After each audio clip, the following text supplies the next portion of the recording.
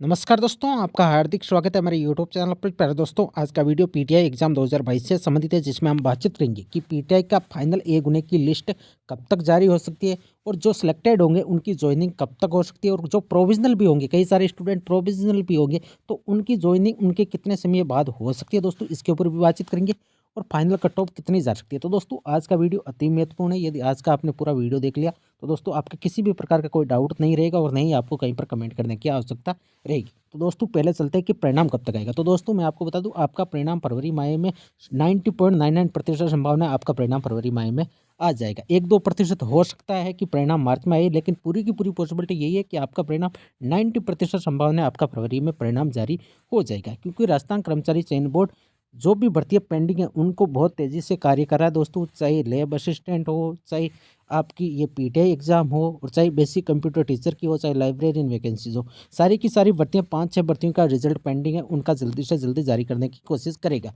और ये जिस क्रम वाइज परिणाम जारी करेगा, जैसे बेसिक कंप्यूटर टीचर का भी आपको देखने को मिल जाएगा दोस्तों, इस वीक में या अगले वीक के अंदर आपका परिणाम जारी हो जाएगा।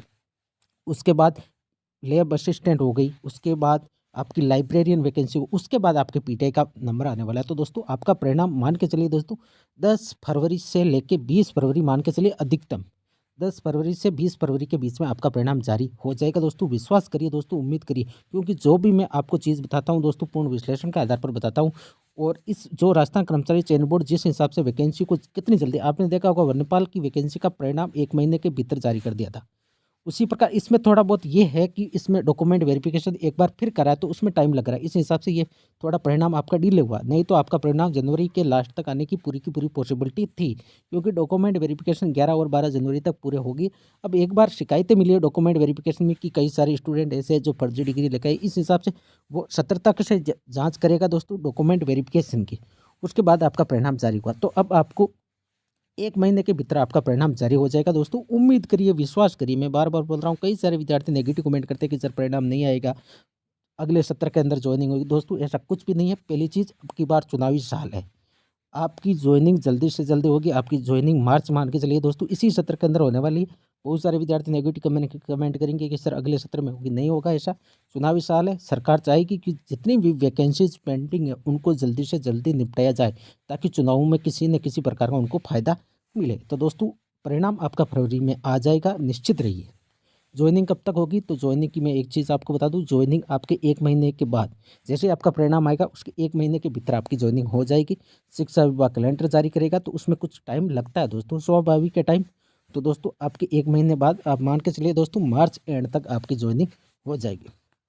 अब प्रोविज़नल का बहुत सारे विद्यार्थी बार-बार पर्सनल मैसेज करते हैं, कमेंट करते हैं कि सर हमारी ये मिस्टेक हो गई, हम प्रोविज़नल होंगे या नहीं होंगे। तो दोस्तों, एक चीज़ तो मैं आपको ये क्लियर कर दूँ, किसी को कोई पता नहीं है कि राजस्थान कर्मचारी चयन बोर्ड किस आधार पर प्रोविज़नल करता है। पिछली वैकेंसी में जिस हिसाब से प्रोविज़नल किया, उसी हिसाब से दोस्तों मैं आपको बताता हूँ। तो दोस्तों, जो माइनर मिस्टेक होगी, जैसे नाम में मिस्टेक होगी, पासिंग ईयर में मिस्टेक होगी, शैक्षणिक सत्र के अंदर मिस्टेक हो गई, परसेंटेज में कुछ मिस्टेक हो गई, तो दोस्तों इन माइनर चीज़ों के ऊपर यदि आपने शपथ पत्र दे दिया, निश्चित रहिए दोस्तों आपको प्रोविज़नल नहीं किया जाएगा। पूर्व की जितनी भी वैकेंसीज़ का आप डाटा उठाकर देख लीजिए, जिन भी स्टूडेंट को प्रोविज़नल किया, तो इन छोटी-मोटी माइनर चीज़ों के ऊपर प्रोविज़नल नहीं किया गया। अब कई सारे स्टूडेंट ऐसे हैं, जिन्होंने यूनिवर्सिटीज़ तक नाम गलत भर दिया।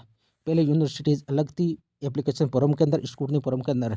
तो दोस्तों, हो सकता है वो डिपेंड करेगा राजस्थान कर्मचारी चयन बोर्ड के ऊपर, कि उनको प्रोविज़नल किया जाता है या नहीं किया जाता है। और कई सारे स्टूडेंट ऐसे भी हैं जिनके पास फर्जी डिग्री है, तो उसमें से कुछ स्टूडेंट तो डॉक्यूमेंट वेरिफिकेशन में भी पहुँचे भी नहीं है, और कई सारे स्टूडेंट हैं जो डॉक्यूमेंट वेरिफिकेशन करवा के भी आ गए किसी न किसी प्रकार से। तो दोस्तों, उनको प्रथम दृष्टया मेरे हिसाब से प्रोविज़नल किया जाएगा। उसके बाद जो प्रोविज़नल के बाद 7 दिन का टाइम देकर डॉक्यूमेंट वेरिफिकेशन करवाया जाता है, तो दोस्तों वहाँ पर उनको पात्र कर दिया जाएगा। इसमें किसी भी प्रकार की कोई अड़चन नहीं है दोस्तों। नहीं, अभी तक भर्ती पर किसी भी प्रकार की कोई आपको अड़चन देखने को मिलेगी, और नहीं, उम्मीद है कि ऐसी कोई किसी भी प्रकार की कोई अड़चन नहीं आने वाली। अब फाइनल कट ऑफ कितनी जाएगी, बहुत सारे विद्यार्थी आपस में बहस कर रहे हैं कि जनरल कैटेगरी से ज़्यादा पास है, कई सारे स्टूडेंट करते हैं ओबीसी से ज़्यादा पास है, कई सारे बोलते हैं एससी एसटी की मिनिमम पासिंग मार्क से कुछ कट ऑफ ज़्यादा गई है, तो उसमें ज़्यादा पास हो सकते हैं। तो दोस्तों, एक चीज़ मैं आपको बता दूँ, 490 स्टूडेंट नॉन टीएसपी के अंदर ज़्यादा पास है। टीएसपी की हम बातचीत नहीं करेंगे, क्योंकि टीएसपी में वैसे भी सीटें रिक्त है, और भी कट ऑफ जो गई हुई है उतनी ही रहने वाले, कुछ भी पॉइंट आपको नई बढ़ोतरी देखने को मिलेगी। दूसरी बात, नॉन टीएसपी के अंदर कट ऑफ बढ़ेगी। चाहे कुछ पॉइंट बढ़ो, चाहे 2-4 मार्क्स बढ़ो, लेकिन बढ़ेगी, स्वाभाविक है दोस्तों, इसमें कोई दो राय नहीं है। क्योंकि कई सारे स्टूडेंट 490 में से मान सकते 200-250 स्टूडेंटों ने डॉक्यूमेंट वेरिफिकेशन नहीं करवाया, फिर भी 200 स्टूडेंटों को तो आउट करना पड़ेगा। तो दोस्तों हो सकता है वो जनरल कैटेगरी से हो। अब ये किसी के पास कोई डाटा आंकड़ा नहीं है कि जनरल से कितने पास है, लेकिन ये निश्चित है कि जनरल में 2 गुणे नहीं है, नहीं ओबीसी के अंदर है, क्योंकि ओनली फॉर 490 स्टूडेंट ही ज़्यादा पास है। अब चलते हैं कि किस कैटेगरी के ज़्यादा पास हो सकते हैं। तो जनरल और ओबीसी और एससी एसटी, इन 4 चीज़ों के ऊपर आप लगभग यही संभावना है कि जनरल से कुछ ज़्यादा पास हो सकते हैं, ओबीसी से कुछ ज़्यादा पास हो सकते हैं और एससी एसटी से ज़्यादा पास हो सकते हैं।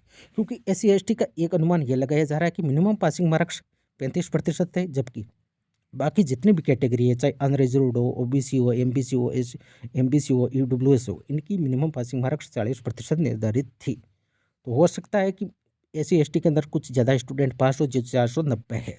अब ये अनुमान लगाया जा सकता, किसी को कोई आइडिया नहीं है, लेकिन 490 स्टूडेंटों में से जो स्टूडेंट आउट होंगे, उसमें कट ऑफ आपकी 20-20, 25-25 मार्क्स कभी भी बढ़ोतरी देखने को नहीं मिलेगी। एक चीज़ आप ज़रूर देख लीजिए। अब चलते हैं आगे कि जनरल की कितनी जा सकती है, ओबीसी की कितनी जा सकती है, ईडब्ल्यूएस की कितनी जा सकती है। दोस्तों जनरल की मान के चलिए अधिकतम, आप उम्मीद करिए दोस्तों, विश्वास करिए, मैं बिल्कुल सटीक आपको बता रहा हूँ, 190।